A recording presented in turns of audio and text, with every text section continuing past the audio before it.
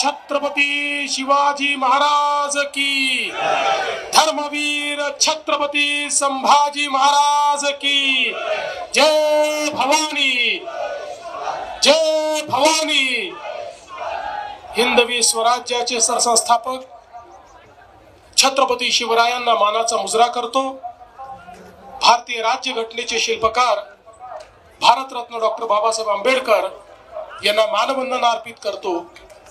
आज छत्रपती शिवाजी महाराजांचा जन्मोत्सव साजरा करण्याकरता मंचावर उपस्थित असलेले आमचे सहकारी राज्याचे उपमुख्यमंत्री माननीय एकनाथराव शिंदेजी, माननीय अजितदादा पवारजी, सांस्कृतिक कार्य मंत्री आशिष शेलारजी, शरददादा सोनावणे, बापूसाहेब पठारे, अतुलदादा बेनके, आशाताई बुचके, सत्यशीलजी शेरकर, विजयजी घोगरे, नवनाथ घाडगे, बाळासाहेब मुळे, जितेंद्र डुडी, सुनील फुलारी, गजानन पाटील, अतुल चव्हाण, ज्यांना पुरस्कार मिळाला ते बाळासाहेब दांगट, डॉक्टर अमोल डुमरे, जालिंदर कोरडे, रामभाऊ पाडमोडे, राजाभाऊ पाडमोडे, या ठिकाणी उपस्थित तमाम शिवप्रेमी भगिनी आणि बंधूंनो, आज सर्वप्रथम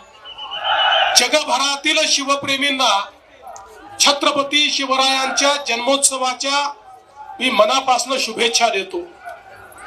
खरं म्हणजे आजपासून 5 वर्षांनी छत्रपती शिवरायांचा 400वा जन्मोत्सव आपण साजरा करणार आहोत आणि त्या निमित्ताने आपण या शिवनेरीवर आल्यानंतर इथल्या मातीमध्ये आपल्याला स्वराज्याची जी स्फूर्ती मिळते, स्वराज्याचं जे तेज मिळतं, ते तेज घेऊन महाराष्ट्राची सेवा करण्याकरता आम्ही सर्व लोक या ठिकाणी येत असतो।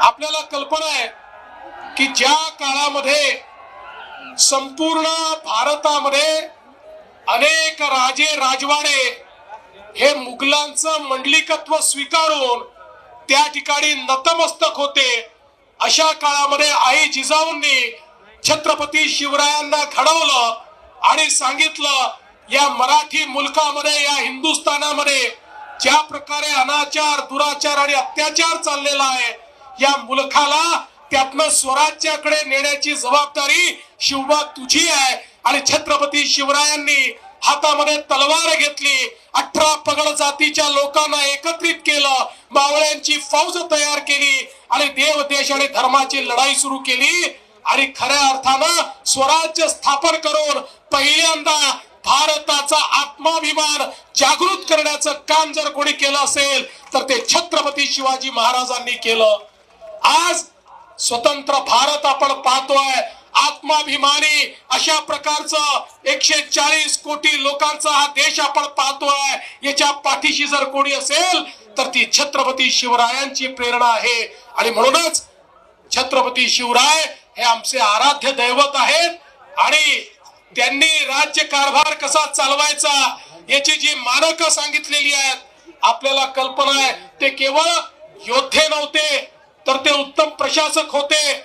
पर्यावरण असेल, जलसंवर्धन असेल, जंगल संवर्धन असेल, या ठिकाणी वेगवेगळ्या प्रकारचं व्यवस्थापन असेल, या सगळ्या व्यवस्थापन शास्त्राचे गुरु हे छत्रपती शिवराय होते आणि म्हणून ते आदर्श राजा होते आणि म्हणून त्यांना जाणता राजा आपण म्हणतो, त्यांना श्रीमंत योगी म्हणतो, कारण या छत्रपती शिवरायांनी, आपल्या राजांनी स्वतः करता काहीच केलं नाही, आपलं संपूर्ण आयुष्य हे रयतेच्या कामी लावलं आणि म्हणूनच खऱ्या अर्थानं या श्रीमंत योगी अशा आमच्या राजाची आठवण आपण ठेवतो। आज या निमित्ताने मी जास्त बोलणार नाही, पण एवढंच सांगतो की छत्रपती शिवरायांचे किल्ले हे आमच्या करता कुठल्याही मंदिरापेक्षा मोठे आहेत आणि म्हणून या किल्ल्यांचं संवर्धन झालं पाहिजे, या दृष्टीनं सातत्याने आपण काम करतोय, त्यातल्या अडचणी आपण दूर करतोय।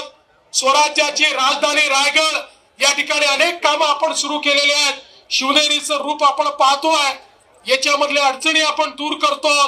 मला सांगताना आनंद वाटतो, आता आपण एक टास्क फोर्स तयार केलाय आणि शिवाजी महाराजांच्या किल्ल्यावरची सगळी अतिक्रमण काढून टाकण्याचा निर्णय आपण घेतलेला आहे. काही झालं तरी अतिक्रमण त्या ठिकाणी राहणार नाही. यासोबत ज्याचा उल्लेख माननीय शिंदे साहेबांनी केला, देशाचे प्रधानमंत्री माननीय नरेंद्र मोदीजी यांनी युनेस्कोची एक कॉम्पिटिशन होते, त्या कॉम्पिटिशनच्या माध्यमातून ते जगातले वारसा स्थळ हे त्या ठिकाणी नेमतात, ज्याला जागतिक वारसा म्हटलं जातं. अशा कॉम्पिटिशन मध्ये भारताच्या वतीनं माननीय मोदीजींनी छत्रपती शिवाजी महाराजांचे 12 किल्ले हे त्या ठिकाणी नॉमिनेट केलेले आहेत. आणि आता आमचे सांस्कृतिक मंत्री आशिष शेलारजींच्या नेतृत्वात पुढच्या आठवड्यामध्ये युनेस्कोच्या संपूर्ण टीम समोर जगातले वेगवेगळे देश प्रेझेंटेशन करणार आहेत. ते भारताचं प्रेझेंटेशन म्हणजे छत्रपती शिवरायांचे किल्ले हे कसे स्थापत्य शास्त्राचा उत्तम नमुना आहे, हे कसे जलसंवर्धनाचा उत्तम नमुना आहे, हे कसे पर्यावरण संवर्धनाचा उत्तम नमुना आहे, या संदर्भातलं सगळं प्रेझेंटेशन हे त्या ठिकाणी आशिषजींच्या नेतृत्वात पॅरिस मध्ये त्यांच्या महासभेपुढे त्या ठिकाणी सादर होणार आहे. आणि मला विश्वास आहे की छत्रपती शिवरायांचे हे किल्ले जागतिक वारसा बनतील आणि जगातले लोक हे किल्ले पाहण्याकरता या ठिकाणी येतील. या निमित्ताने मी शरद दादा तुम्हाला आणि सर्वांना सांगू इच्छितो की जे मुद्दे तुम्ही मांडलेले आहेत ते महत्वाचे आहेत.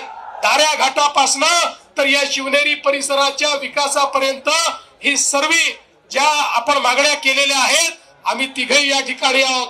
आम्ही तिघही या ठिकाणी शासक नाही आहोत, आम्ही छत्रपतींचे मावळे आहोत, आम्ही सेवक आहोत. त्यामुळे छत्रपतीचे सेवक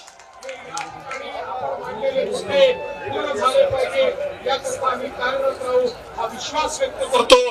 पुन्हा एकदा चारही पुरस्कर्त्यांचं मनापासनं स्वागत करतो, अभिनंदन करतो आणि संपूर्ण जगातील शिवप्रेमींना छत्रपती शिवरायांच्या जयंतीच्या शुभेच्छा देऊन माझं बोलणं संपवतो. धन्यवाद. जय हिंद, जय महाराष्ट्र, जय शिवराय.